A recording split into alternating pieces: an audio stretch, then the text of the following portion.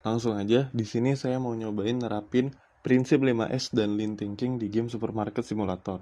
Jadi kan, 5S tuh ada namanya sort, set in order, shine, sustain, dan standardize. Pertama tuh sort. Karena di sini nggak ada mekanik buat nyeleksi barang, jadi saya nggak bisa nunjukin sort itu kayak gimana. Tapi intinya, sort tuh kayak ngefilter barang mana yang layak, mana yang enggak. Sortir. Kita semua pasti nggak asing kan sama istilah sortir barang.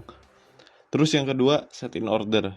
Nah, maksud set in order tuh ngelompokin barang-barang. Contohnya, kalau buat snack raknya tuh di sini. Terus kalau buat sembako kayak minyak, tepung, raknya yang ini. Terus ada namanya shine.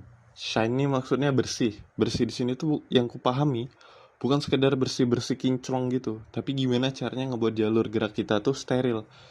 Contoh, di sini kan ada kardus-kardus. Nah, jangan sampai kardus-kardus ini tuh ditaruh di tengah jalan karena bakal ganggu lalu lintas pergerakan kita baik dari pekerja ataupun pelanggan. Yang keempat tuh sustain. Sustain tuh maksudnya berkelanjutan. Maksudnya tuh ngelanjutin kayak shine, sort, set in order dan lain-lain tuh nggak cuma sehari 2 hari aja, tapi konsisten alias terus menerus. Yang terakhir itu tuh namanya standardize. Ini maksudnya tuh kayak bikin peraturan buat sembako tuh ditaruh di paling atas biar langsung kelihatan gitu. Terus harga barang pokok tuh kita buat marginnya lebih dikit karena perputarannya cepet kan. Dan barang impulsif kayak snack gitu kita buat margin gede biar kita bisa subsidi silang. Nah, sekarang kita nyoba bahas tentang lean thinking. Jadi kan, kalau saya nyebutnya di lean thinking tuh ada 8 deadly sins, yaitu Tim Woods. Ada transport, inventory, waiting, overproduction, overprocessing, defect, dan skills. Nah, tapi di sini saya mungkin bakal nge-highlight beberapa aja, karena keterbatasan mekanik dari game ini. Di sini yang paling kelihatan tuh dari motion. Jadi kan, karena saya nggak biasa main game yang dual control kayak gini, satu buat ngarahin jalan, satu buat ngarahin pandangan, saya benar-benar struggle dengan motion atau pergerakan saya. Dari sini kita bisa lihat kalau gerakan saya tuh masih kurang efisien, kayak tabrak sana, tabrak sini.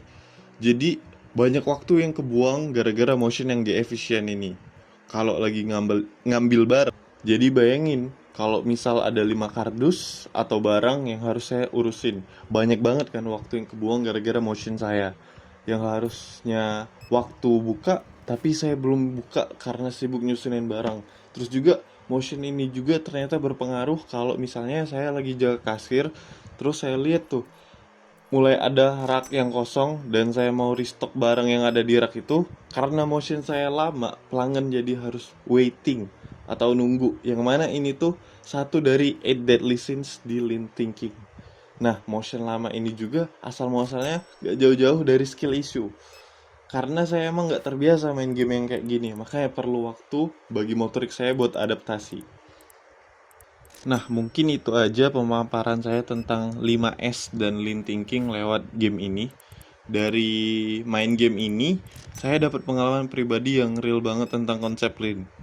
Bukan cuma baca teori motion waste itu boros, tapi emang ngerasain sendiri gimana delay kecil di gerakan bisa dampak ke performa toko dan pengalaman pelanggan. Sekian dari saya. Terima kasih.